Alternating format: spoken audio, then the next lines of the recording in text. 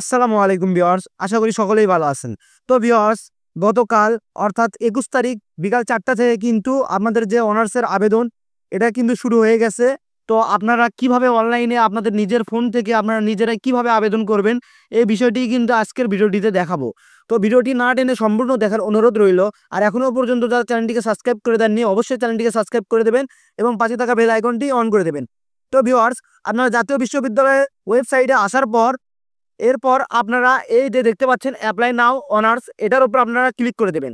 তো এটার উপর আপনারা ক্লিক করে দেওয়ার পর আপনাদের সামনে এরকম একটা ইন্টারফেস কিন্তু চলে আসবে। তো এখানে আপনাদের 1 2 3 4 5 তো 5টি স্টেপে কিন্তু আপনাদের যে আবেদন এটা কমপ্লিট করতে হবে। তো এখানে দেখতে পাচ্ছেন আমি একটা রোল রেজিস্ট্রেশন নাম্বার দিয়ে কিন্তু ট্রাই করতেছি। তো সার্ভার ডাউন থাকার কারণে আমি কিন্তু আপনাদের যে লাইভ যে আবেদন এই প্রক্রিয়াটা কিন্তু আমি দেখাতে পারছি না। তো এক্ষেত্রে আমরা একটি তাদের যে নোটিশ আছে সেই নোটিশ থেকে দেখবো যে আমরা কিভাবে অনলাইনে আবেদন করতে পারি। অর্থাৎ সার্ভার যখন ডাউন থাকবে না তখন আপনারা নিজেরাই কিন্তু নিজেদের আবেদনটা করে দিতে পারবেন। ঠিক আছে, তো আমরা সেটাই দেখবো যে কিভাবে আপনারা আবেদন করবেন। তো ভিউয়ার্স, আপনারা এই অ্যাডমিশন অনার্স এই ওয়েবসাইটে আসার পর এখানে অ্যাপ্লাই নাও অনার্স এখানে আসার পর আপনারা ক্লিক করলে আপনাদের সামনে এরকম একটা অপশন কিন্তু চলে আসবে। তো এখানে আপনারা দেখতে পারবেন যে আপনাদের যে প্রথম স্টেপে আপনাদের রোল নাম্বার অর্থাৎ এইচএসসির যে রোল নাম্বার সেটা কিন্তু আপনাদের প্রথমে পূরণ করতে হবে। তো এখানে আপনারা রোল নাম্বার দেবেন এসএসসির, এরপর আপনাদের বোর্ডটা সিলেক্ট করবেন এবং আপনাদের পাশে ইয়ার অর্থাৎ আপনারা কত সালে পাস করেছেন সেটা এখানে লিখবেন। একইভাবে আপনারা এইচএসসির তথ্যটাও পূরণ করবেন। তো পূরণ করার পর আপনারা নেক্সট করলে আপনাদের সামনে কিন্তু স্টেপ 2 আসবে। তো এখানে আপনাদের দেখাবে যে আপনাদের এসএসসি এবং এইচএসসিতে আপনাদের জিপিএটা কত এবং সেই সাথে আপনার নাম, আপনার বাবার নাম এবং আপনি পুরুষ কি নাকি মহিলা এই বিষয়টাও কিন্তু দেখাবে। এখানে যদি ভুল আসে সেক্ষেত্রে আপনি এখান থেকে কিন্তু আপনাদের যে সেক্স এটা কিন্তু আপনারা পরিবর্তন করতে পারেন।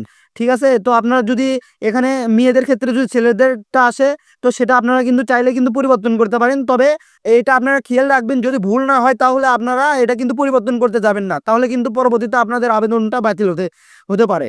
তো এরপর আপনারা নেক্সট করে দেবেন দ্বিতীয় স্টেপে।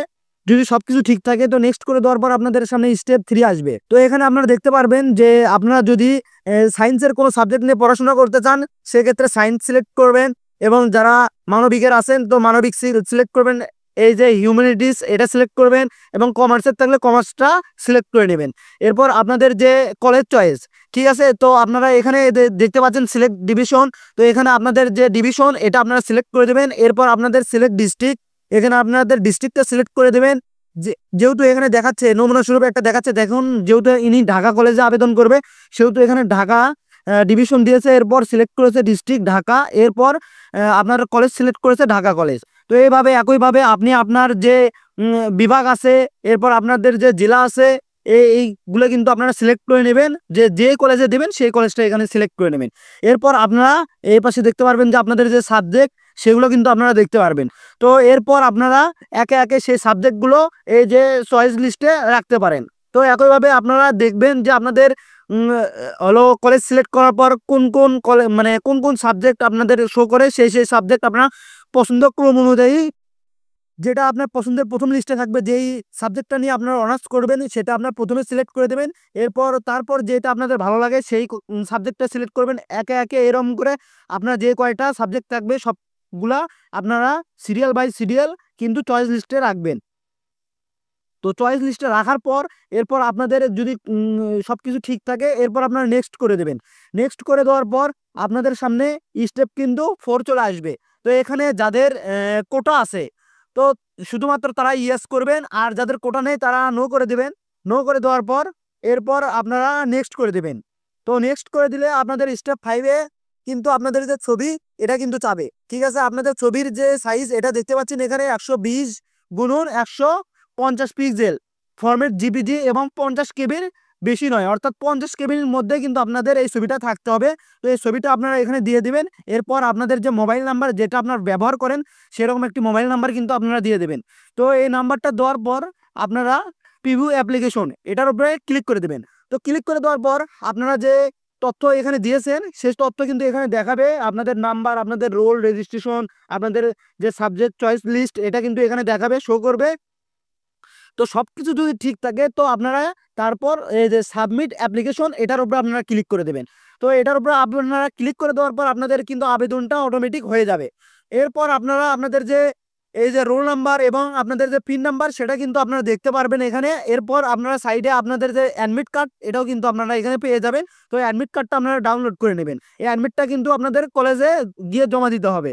তো এটা হওয়ার পর আপনারা যদি কাজ সবকিছু ঠিক থাকে তো এরপর আপনারা করবেন কি যে আপনাদের পিন এবং রোল নাম্বার দিয়ে আপনারা কিন্তু ওয়েবসাইটে মানে প্রবেশ করে আপনাদের যে হোম পেজ সেটা কিন্তু আপনারা দেখবেন। এখানে কিন্তু আপনাদের ছবি দেখাবে এবং ভিউ অ্যাপ্লিকেশনে যদি আপনারা ক্লিক করেন তাহলে যে আপনাদের আবেদনটি সেটা কিন্তু এখানে তারা দেখাবে। তো এখানে আপনারা দেখতে পাচ্ছেন যে যে লাল চিহ্ন, এই লাল চিহ্ন কিন্তু আপনাদের এখনো কলেজ কর্তৃক, যেহেতু আপনি কলেজে গিয়ে অ্যাডমিট কার্ডটা জমা দেননি অর্থাৎ টাকা ফি প্রদান করেননি, ফি প্রদানের পর কিন্তু আপনাদের কলেজে গিয়ে আপনাদের যে অ্যাডমিট কার্ড এটা কিন্তু জমা দেওয়া হবে। এরপর কলেজ থেকে কিন্তু নিশ্চয়ন করা হবে, অর্থাৎ কলেজ থেকে নিশ্চয়ন না করা পর্যন্ত আপনাদের যে এখানে দেখতে পাচ্ছেন যে লাল চিহ্ন এটা কিন্তু সবুজ হবে না। অর্থাৎ কলেজ থেকে নিশ্চয়ন করার পর এটা কিন্তু অটোমেটিক সবুজ হয়ে যাবে। তো কলেজ কর্তৃপক্ষ এটা রিসিভ করার পর আপনারা এখানে আপনাদের এই লেখাটা সবুজ হয়ে যাবে, তখন বুঝতে পারবেন যে আপনাদের যে কলেজ কর্তৃপক্ষ আপনাদের কিন্তু সেই রিসিভ মানে এই অ্যাডমিট কার্ডটা কিন্তু তারা রিসিভ করেছে। তো এইভাবে কিন্তু আপনারা চাইলে আপনাদের যে আবেদন সেটা কিন্তু অনলাইনের মাধ্যমে নিজের মোবাইল দিয়ে নিজেই করতে পারেন। এর জন্য কিন্তু আপনারা বাইরে কোথাও যাইতে হবে না। তো ভিউয়ার্স, আমি যেহেতু লাইভ আপনাদের দেখাতে চাইছিলাম তো সার্ভার ডাউনের কারণে কিন্তু আমি দেখাতে পারলাম না, এর জন্য কিন্তু আন্তরিকভাবে দুঃখিত। তো ভিউয়ার্স, যাদের ভিডিওটি ভালো লেগেছে অবশ্যই ভিডিওটিতে লাইক দিবেন এবং চ্যানেলটি সাবস্ক্রাইব করবেন। ধন্যবাদ সবাইকে।